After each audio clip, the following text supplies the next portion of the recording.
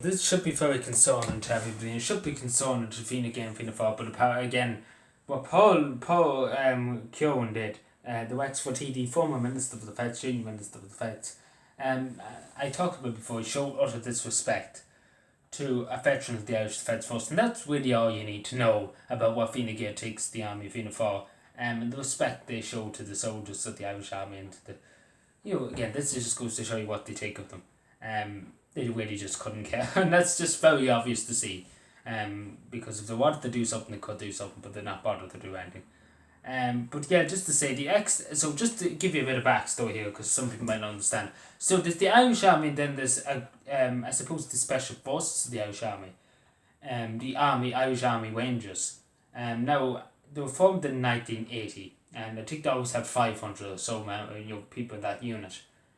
And obviously the same with the Irish Navy, the Irish Air Corps, the Irish Army. The manpower is very, very low. Obviously people are leaving the army, a lot of people are buying themselves out and leaving the army because they get better jobs in Tesco, to be honest. They get better pay and more respect in Tesco.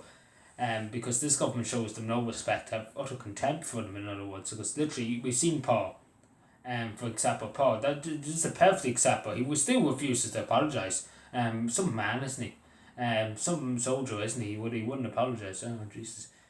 I don't know how he even got the job, but anyway, look at. So just for example, too, there's an independent TD. I wish he was the Minister for the Feds. Catherine Barry. He's for Kildare South constituency down in Kildare. And I think he should have been Minister for the Feds because obviously he's the next Army Ranger. Which is the group I'm talking about here. And obviously, what I'm talking about here, the ex-Army Rangers, they deal with national security threats to our security, to our international security. So terrorists, say for example, an ISIS terrorist in, say for example, Westmead or something like that, they betray you going after when if he was planning an attack, God forbid, in Ireland.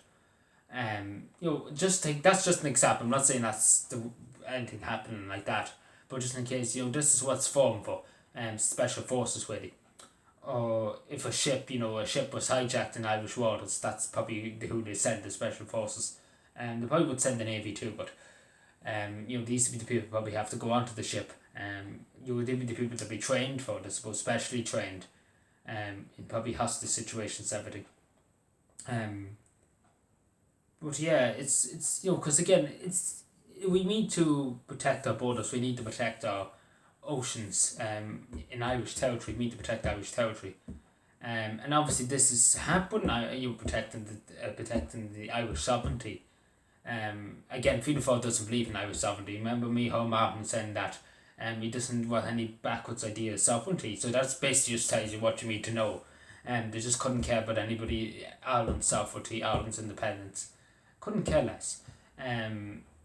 But again, these men and these women who serve in the Irish Army Rangers, I just want to salute you, because you have a hard job and the government really doesn't help you. Let's say straight, doesn't help you too much. It's a disgrace. It really, really is a disgrace to see this government just basically gets off with it. You treating people with there's loads of people. I know many people that want to join the army. And who have joined the army, who have left the army because they couldn't afford to survive in the army. Because there's loads of young people who would probably love to join the army in this country. But this government, for some other reason or another, they just couldn't be bothered to pay them and couldn't be bothered to give them a small bit of respect and a small bit of decency. And then they can give themselves a big pay rise. Isn't it a great country? International security risks. They couldn't care less about, but again, their back wallets. As long as their back wallets is secure and safe, that's all that matters. Again, such a country, isn't it? Just a great country. But again, it's something serious we should take. Our jokes aside there, because we need to protect our security. We need to protect our people. We need to protect our island. And you never know. And as I said, you never know nowadays what can happen. And it's always good to have the special elite unit. In Ireland for any situation that does arise, God forbid, and please God never will anything like that otherwise. But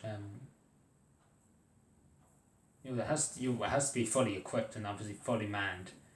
But the government have other ideas. But anyway, thank you for watching. Take care, everybody, and bye.